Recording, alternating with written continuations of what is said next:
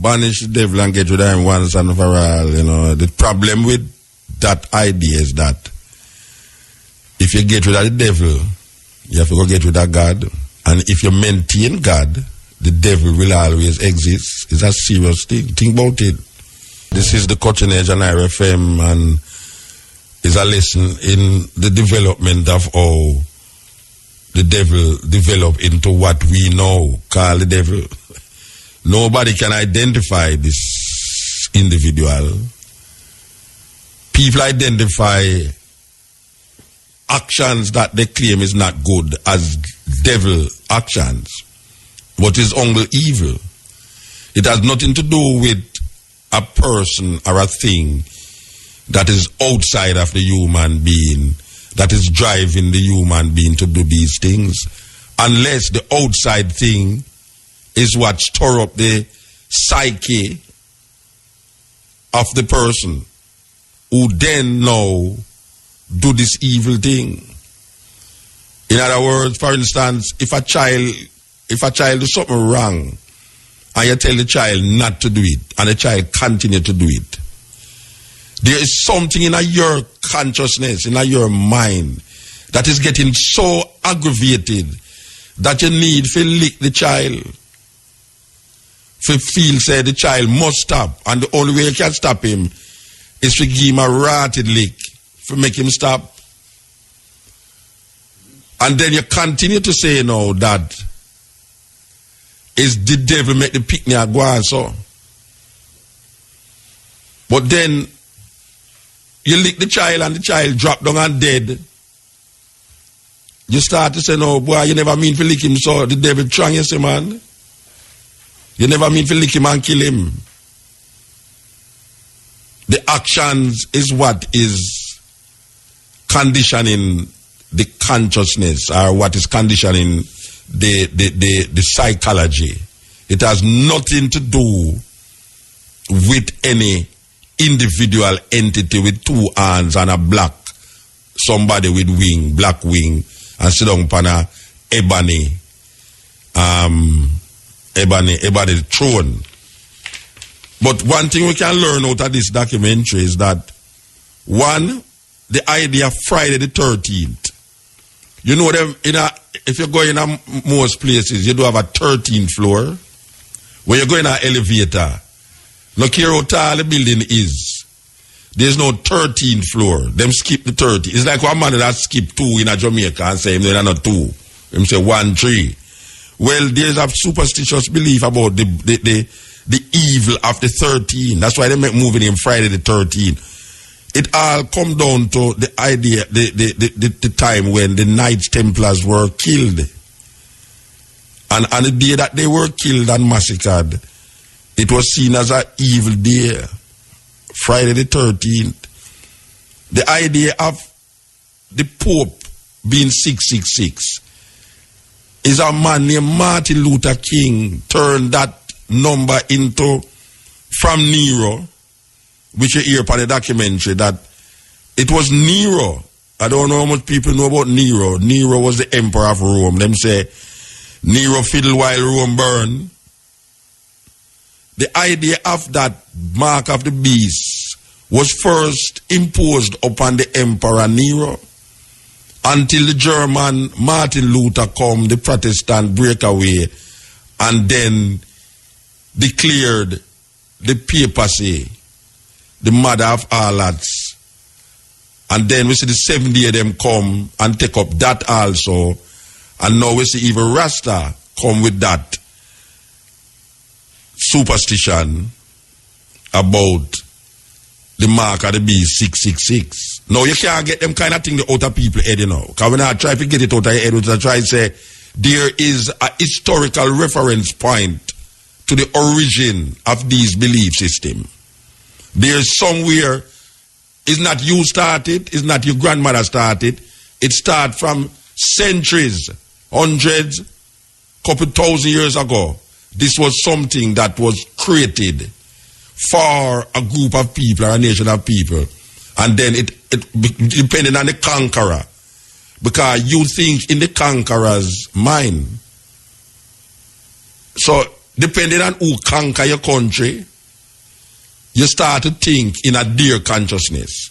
So the Greeks conquer Persia, and the Greeks conquer the Greeks conquer Jerusalem, and they left marks of their mythologies there. They remember also that the Greeks went into Egypt, and a lot of what the Greeks recognize as their own is semblance of Egyptian mythologies.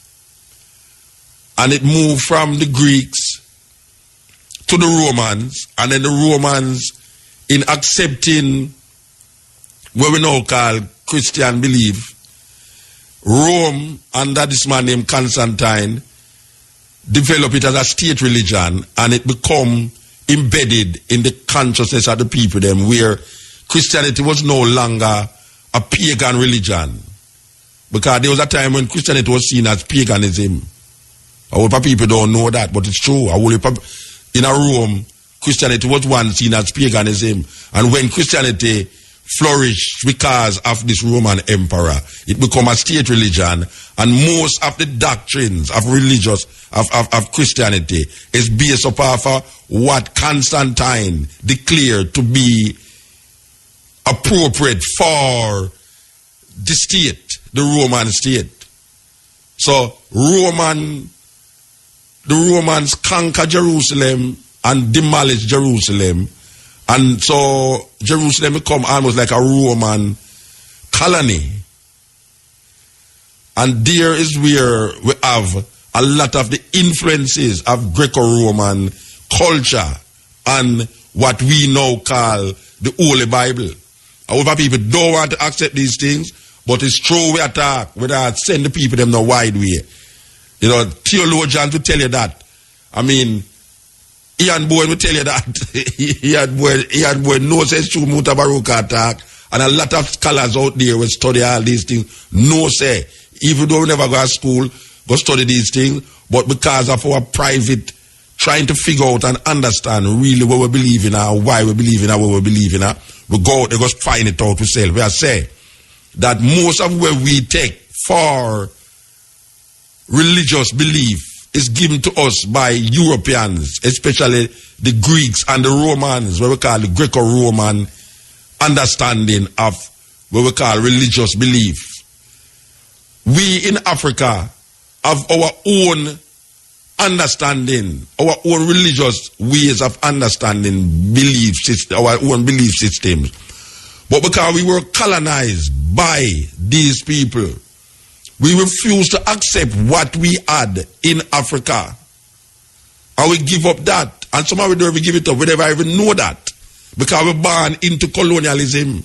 And because we're born into colonialism, there is no teacher of Afrocentric spirituality or African spirituality to guide us into that, and then we can choose if we want African spirituality or if we want European understanding of spirituality. We never able to connect or have a choice. We never have a choice of spiritualities, of religious beliefs. We never able to connect or have a choice. We never have a choice of spiritualities, of religious beliefs. So we grasp the Greco-Roman understanding and we demonize everything else. You hear the people say, Christians who don't accept certain things in Christianity was seen as devil worshippers too. So it's not only non-believers get what them call under the Inquisition, you know. Remember, I say, it's the Pope them are uphold, you know. It's the Pope them are uphold in Europe. And if you're not with the Pope, you're supposed to be burned at the stake. Even if he's a Christian. Even if he's a Christian, if you're not with the Pope, you was burned at the stake. You was seen as practicing witchcraft. So everyone have to line up themselves with the Pope of Rome. There's a story about Elizabeth, Queen Elizabeth I, where the Pope of Rome tried to kill her because she started to take a different turn, a different way, and them send people to kill her continuously. And she manipulate, and then she never get killed by the Pope. But the popes at that time were some evil people. When them talk about Africans who are do this and do that, them now forget say Europe go under some serious medieval dark. I mean, whatever the word is that can describe evil was in Europe. So we look at this documentation and we are saying, after analyzing this idea of devil and God, these perceptions that we have of the devil and of God is not because we critically examine the philosophy of these ideas. It's because it was given to us from birth, and our minds is so embedded from birth into it that there is no other way. There's only one way, because there's no other way, because the only way you can choose is if you have something to choose from. And the from is very important here, because you can't choose from one. There's no choice in one. When a man say, him choose this, you can't choose this if you never have something to decide that your choice is this. You choose it because the choice of wanting or understanding came from somewhere that is not of your choice. A man wear a denim pants and him say, yeah, I wear a denim pants and me choose to wear the denim pants. Yeah, of course you choose to wear the denim pants. But get right down to it, man. Maybe if you had a choice between not wearing a pants and wearing a pants, maybe you wouldn't wear a pants, but because the society set up a way for you to wear pants, you have to go wear the pants, and if the denim pants is in, based upon of fashion and what I wear, you wear the denim pants too. Just like our advertisement make you choose where you don't want. But you choose it. You can't choose, as we say, people don't have a choice when it's only one thing. You have to have more than one thing to actually make a decision. You see, and this society is one thing you have. One thing. You have to come outside. You have to go outside it. To come realize there's something else. It's like a man lock you up in a box for years. And you come out of the box. And you say, boy, I don't like coach, I want to go back to the box, Rasta. You don't have a choice when there's nothing else to choose from. And this society and the religious belief that is embedded in the Western mindset, you have to come out. You have to start to search. You have to start to figure out. You have to start doubt. You have to go start relax certain ways and come and say, but wait, what they might teach me over the years? Oh, it goes so. Oh, the things stay so. Oh, poor people are get poorer. And we're supposed to love that because the Bible said that. Oh, the Bible actually say, it is easier for a camel to go to the eye of an eagle and a rich man to enter the kingdom. And you actually sit on your belief say it's an eagle, like where you saw it. It's like, wow. You really believe it's an eagle where you saw it that talk about. Because whatever, if you understand, say, but I know that they matter about. So it leaves in a position and say, boy, I don't want to get rich, Rasta. Because rich man can't go heaven and all these things. And you really sit down and think that. The man says, just want to have enough. What is enough?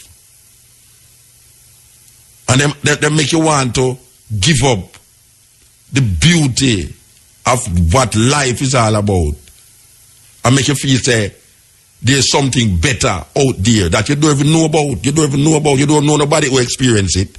It's just a hearsay. And all of these things is coming from mythologies that was created and designed to make you feel insecure about your life, and that there's something. It's like the Islam. It's like Muslims.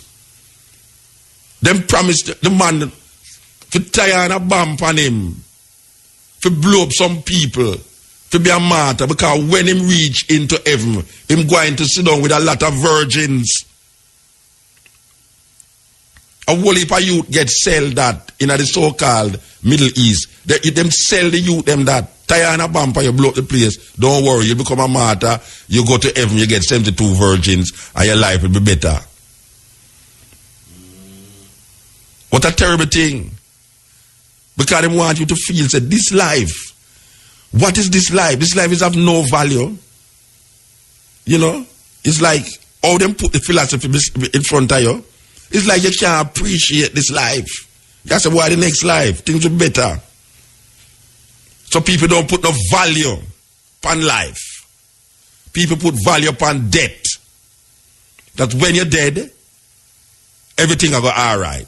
Because you will go to a better place. That is the philosophy where them sell away. It will have nothing to do with you. It have something to do with colonization. How the colonies impart this so-called knowledge, these mythologies, these illusions, and the minds of black people. All the way you hear upon that documentary is relating to how Europeans view the devil and what them develop after viewing the devil a certain way. How them start to massacre them own people. Them own people. Them start to massacre them own people based upon a mythology and an illusion that was taken from a next culture. So them use that next culture to validate themselves and then build upon that culture, build upon that belief system, and that belief system become a part of their inheritance. And when them go into a next country, colonize the country now, it become those people, even though those people have a culture of them own and a religious persuasion of them own, but that religious persuasion is wiped out because of colonialism and then replaced with the European mindset. And the European mindset now decide and determine how you think, when you think it, and why you should think it. So the man say, like when the man say AIDS supposed to be hell. And the man show you say, yeah, you see a place in Jerusalem, there was a place where them used to burn people like criminals. When them crucify the criminals, them have a place where them burn them body. Because we go to this place named Golgotha. We go to Golgotha, and right now it's a bus stop there. But Golgotha is the place where them used to crucify people. That is what them tell us, them crucify Jesus Christ. Golgotha. Mountain of the skulls, or hill of the skull, whatever them call. Because the side of the hill look like a skull. And them show you say, this is where them used to kill, this is where them kill, criminals. Them bury, not bury them, them crucify them. But there's a place now where them take them out, them carry them, go burn the body. Because your cultures like that, them don't keep bodies certain way, them burn the body, right? All right, so the burning of the body represent a certain look and a certain thinking. And this place is where the idea of you shall burn in a bottomless pit, hellfire, bottomless pit, is this so it come from? That pit that them put the dead bodies in and burn it now become your resting place. If God don't like what you do, He's going to show you in a bottomless pit with fire, a burn and lava and brimstone as a burn you for 1,000 years. Who create those things? Who have the people then in fear and collect their money? Because the more you have fear about this thing, is the more you will want to give away your inheritance. And that is what we see go on. Because right now, black people, especially in this part of the world, who embrace this idea. We do have no land. Landless. Land is the basis of power. If you don't have no land, you do have no power. Most of the wars that has been fought in the world was fought over land. So if you do have no land, you do have good house, because if earthquake, hurricane, or anything which was sent by your God, if it comes you first, it leak. When it's you, mostly I go to church. So isn't it ironical that the people them who go to church most is the people them who is affected most by an act of God? Think about it. The people them who go to church most in a poor countries like Jamaica, when an act of God leak, it's them first it crush up and kill. How is that mindset? How we figure out that? Really? Forget the messenger. Think about the message what we are saying. Think about the message. That you who pray mostly is you who get destroyed easily by the same personal thing that you're praying to. And the church represent that force that maintain this supremacy over the people, this fear and this doctrine that has been perpetrated and created by the Greeks and the Romans for thousands of years, and it keep going on and on and on and on. But guess what? It going to stop, you know. It going to stop, because the more information is presented, is the more people going to recognize it. But wait there. Stop. Hold on. All this thing I go so all the while. You know, to say, our grandparents, our great-grandparents get fooled. Them fool them. So, who going to stop the cycle of craziness that has continued in this part of the world for 500 years against black people?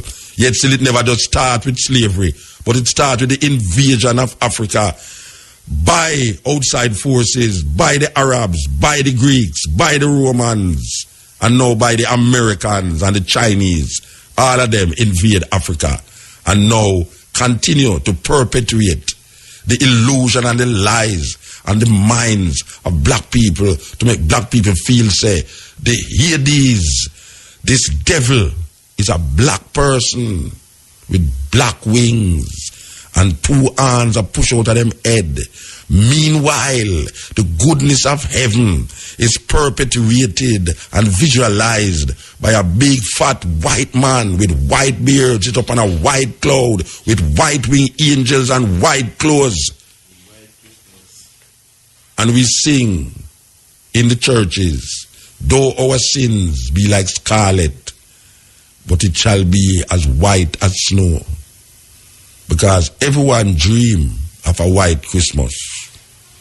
What a serious thing. Serious thing. There was a time in Jamaica when the people them used to say Rasta fall into that category, where them say we used to take children and carry them into Warwick Hill and sacrifice the picnic them. This is we Rasta who don't ever want to eat a fish, much less. Them used to say that about Rasta in Jamaica. I want to know that. They don't know a far-fetched thing. Rasta used to take people and take children, as a matter of fact.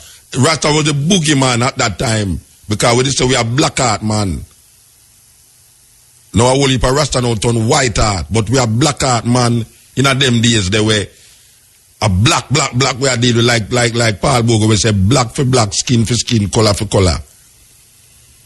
So when you hear the man talk about witch hunt, when them used to say satanic people take away, the FBI investigate and find say no go so. Well, we never say have no people we are take a picnic, because right now people are take a picnic in Jamaica for a different reason. You have pedophiles in Jamaica, you have child abusers in Jamaica, where after them done rape the little picnic them kill the picnic them. That don't have nothing to do with no satanic cult. It have something to do with the perception of the people them who do it. There's a certain perception. It's like when you're reading in the Bible about Abraham, Who would have ever realized that this story is upheld by a lot of Christians?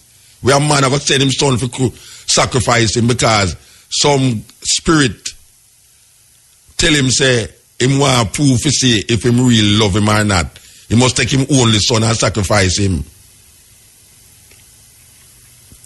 So the symbolism might boil down into Christianity where them sure we say God gave his only son. That is the greatest love that a one could show to the next one. That he gave him only son. The only son, suppose the death of this son supposed to save the world, but guess what? You see, from that son dead till now, evil rise up more than ever before.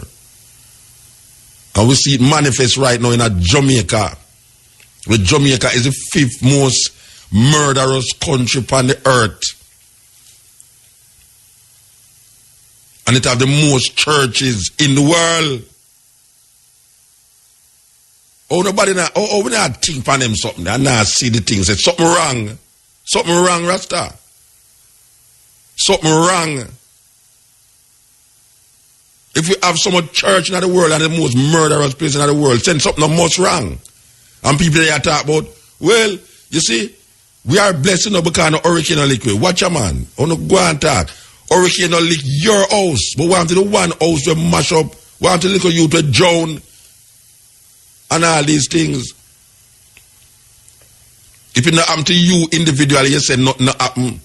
But you have thousands of people. Want to the man who are planting banana them. And I wait for banana them come and the one hurricane come out so whoops and wipe with the whole line liquid, the whole everything. When borrow money from bank and rod and this, that, and then buy fertilizer for children banana that him can have a prosperous little family and thing and the hurricane just come out and so boom, wipe with the whole line banana. And you down on the road that talk about, why I'm glad boy, we say not happen. We God bless. God bless. The man I said Mary lose all line banana.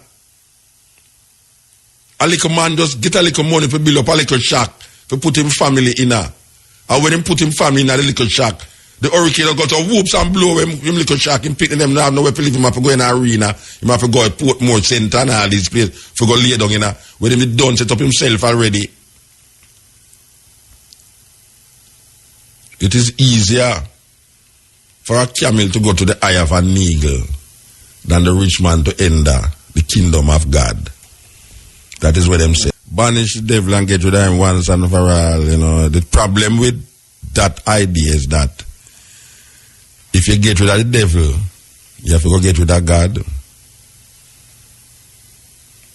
And if you maintain God, the devil will always exist. It's a serious thing. Think about it. It's one kind with two sides. If you continue with God, you have to continue with the devil. And if you want to get rid of the devil, you have to get rid of God. So human beings inside of this Western world have a serious dilemma to deal with. So the point is that there is no heaven in the sky, nor no hell under the earth. Heaven and hell is a human construct in the psychology of trying to understand actions that human beings perpetuate, whether in the interest of other human beings or at the detriment of other human beings. So when we look at the action, we say there's evil actions and good men do evil things. Evil people who claim say them baptize and is the Holy Spirit that hold them, they also is susceptible to evil. Evil and good emanates from human beings. No other creature on earth have that philosophy. There's no good and evil in the mind of the lion or the tiger or the elephant. And you will train a dog to be other than a dog, But a dog is a dog. And when a dog is amongst other dogs, he behave like a dog. Human beings destroy the goodness of the human perspective and become other than humans. You know, everyone say human neither because you are no man. You know, them way it's like the language is so limited that you don't even want to say human. Because human is a kind of man. It have nothing to do with the original man. But what we are saying is that the devil only exists in the mind that conjure up the devil. There's no under the earth person that is waiting for you in fire. There's no person under the earth that is waiting for you in fire. And no one that has died come back to tell you that. But why, if nobody experience it and tell you, why we hold it as a knowledge? Why we hold it as knowledge based? When all of these understanding is coming from people who did not have the information that we have now, so they create these imageries in their cultures to feel comfortable in the space that them find themselves in, and also to explain what is happening, why it happening, and how it happened in their culture thousands of years ago. Them never have the information where we have. Them never have the information.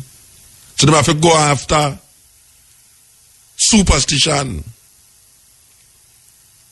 There is no need for us to be superstitious in this time of information.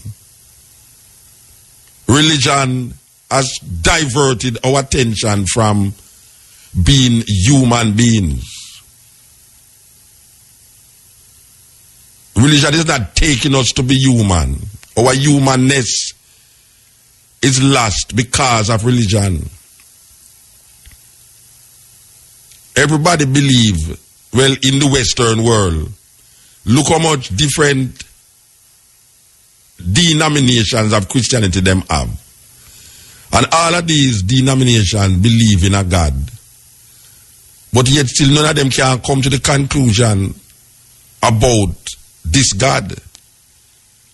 But them say it's one God. It's one God. Then how so much different conclusion come to with this one God? It means that it's man's perception. And just like how man have a perception about God, the same have a perception about devil, but him put